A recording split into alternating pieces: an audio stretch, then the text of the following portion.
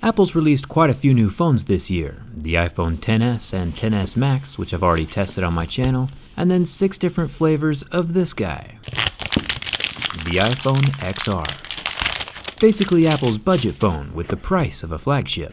I asked on Twitter which color of the iPhone XR I should test today, and it was a close call, but the peachy coral version was chosen as tribute, which is kinda good because our brand new blue friend isn't even turning on this morning. He's got a little bit of performance anxiety. I'll plug him in and we'll start with Peachy. Let's get started.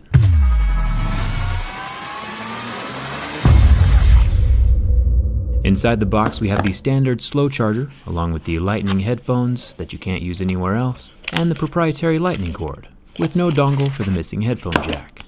Let's start with the scratch test. The one feature that gets used more than anything else on a smartphone by far is the screen. The biggest downside of the iPhone XR, besides being a flagship price budget phone, is the screen. There's been a 1080p resolution standard across computer screens, TVs, and cell phones for the past 3 years. Staying healthy. Even the iPhone 6 Plus, released 4 years ago, had a super defined 1080p display.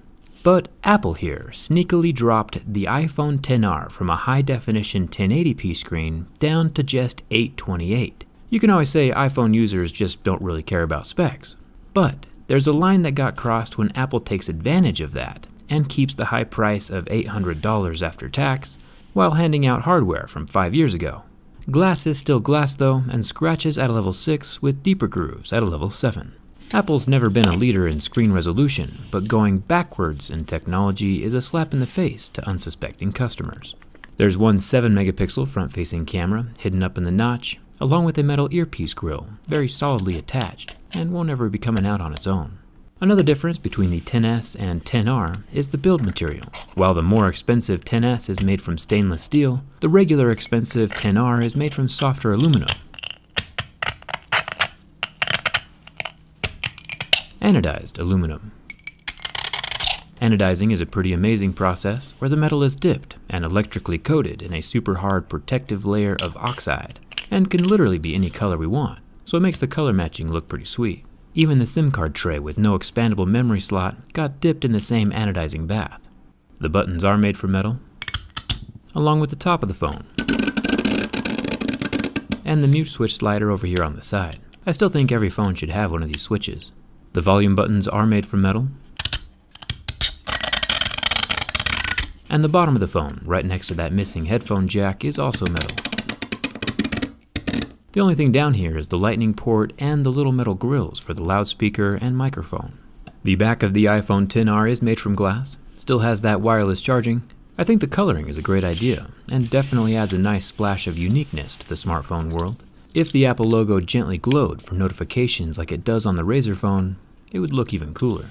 The flash is under the back glass and protected, along with the little wire microphone grill, which now brings us up to the camera. Apple's cameras are incredibly good. Just remember though that the screen on this iPhone XR can't show all the pixels your camera captures when you use it. Kinda blows my mind. Let's say you take a picture and post it to Instagram. Instagram publishes images in 1080 pixel blocks. The iPhone XR is 252 pixels short of that and literally can't show Instagram pictures at full quality.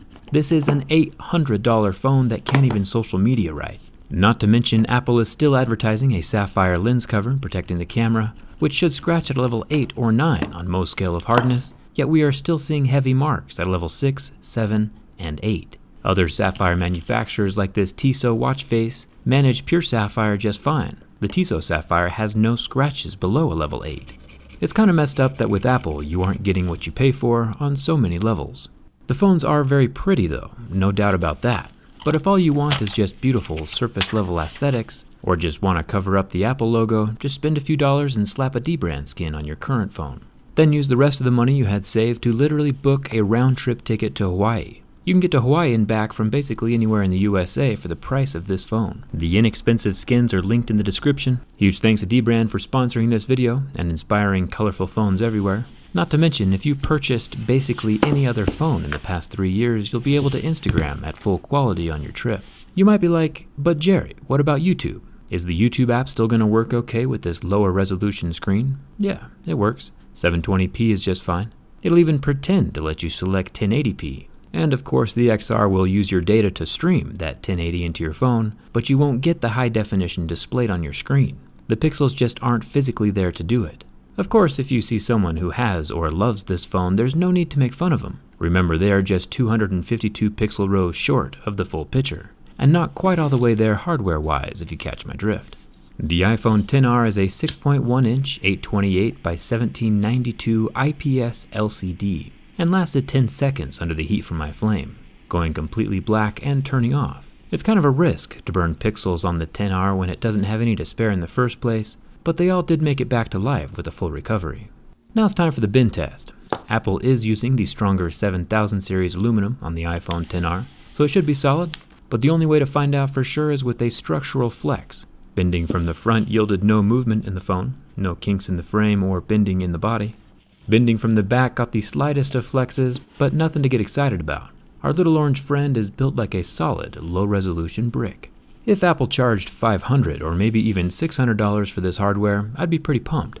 But charging $800 after tax for this is like robbing an old folks' home. Yeah, it's easy, and your targets won't notice, but it's just wrong.